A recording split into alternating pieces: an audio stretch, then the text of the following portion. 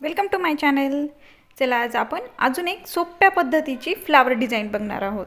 या फ्लावर डिझाईनचा उपयोग तुम्ही एम्ब्रॉयडरी करण्यासाठी किंवा आरी वर्क करण्यासाठी सुद्धा करू शकतात. अजून एक त्याचा उपयोग दाखवते मी. आजकाल खूप ट्रेंडिंगमध्ये आहे हे वेडिंग हुप. याला वेडिंग हुप असे म्हणतात. हे बघा, यामध्ये सुद्धा या पद्धतीचे मी जे काल स्टिच करायला सांगितले होते, शिकवले होते, त्या पद्धतीचा फ्लावरचा उपयोग करून देऊन छान पद्धतीने हे वेडिंग हुप तयार केलेलं आहे. आता ही फ्लावरची डिझाईन तयार करण्यासाठी मी साधा सिंपल दोरा घेतलेला आहे. हा 2 पदरी म्हणजे एकूण मिळून 4 थ्रेड आहेत. तर यामध्ये हा आकार ड्रॉ करून घेतलेला आहे. आता या इथून पहिल्यांदा सुईला वरती काढायचं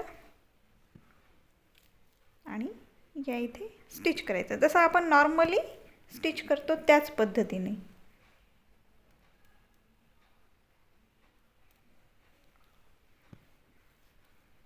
फक्त यामध्ये आपण थोडासा शेड ॲड करणार आहोत.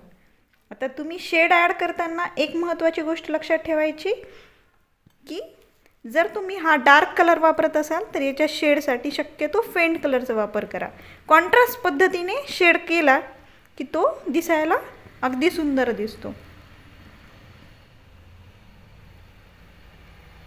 त्यामुळे या अशा छोट्या छोट्या जरी गोष्टी लक्षात ठेवल्या की त्याला लुक एकदम सुंदर होऊन जातं.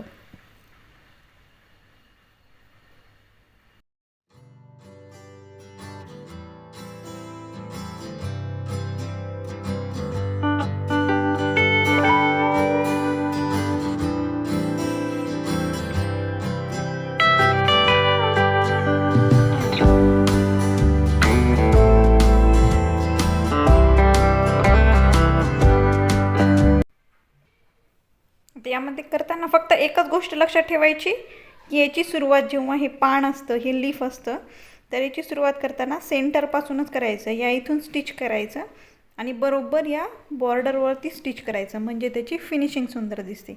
आता यानंतर मी घेतलेला आहे हा बेबी पिंक कलर किंवा एकदम फेंटवाला जो पिंक कलर असतो तो मी घेतलेला आहे. हा पण सेम 2 पदरी म्हणजे एकूण मिळून 4 थ्रेड या पद्धतीने. यानंतर या इथून सुईला वरती काढायचं.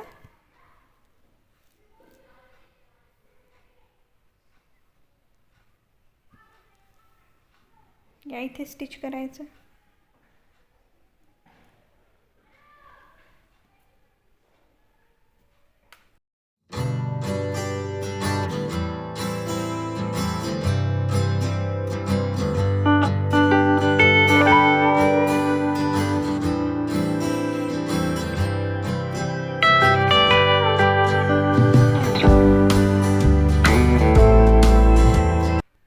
बघा, हे शेड केल्याच्या नंतर इतक्या सुंदर पद्धतीने दिसतं.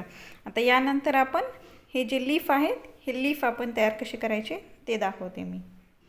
तर यामध्ये सिंपल आहे. या इथून सुईला वरती काढायचं. यानंतर क्रॉसमध्ये या पद्धतीने स्टिच करायचं.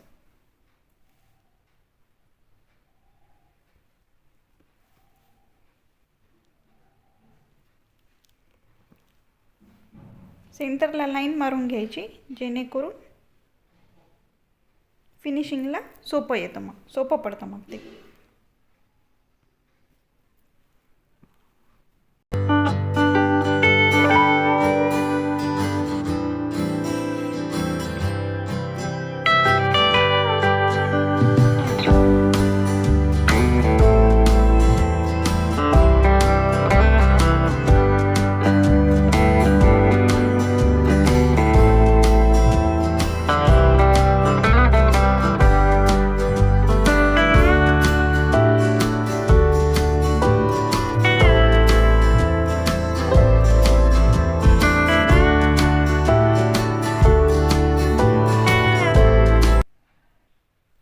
बघा, इतक्या सुंदर पद्धतीने दिसतं.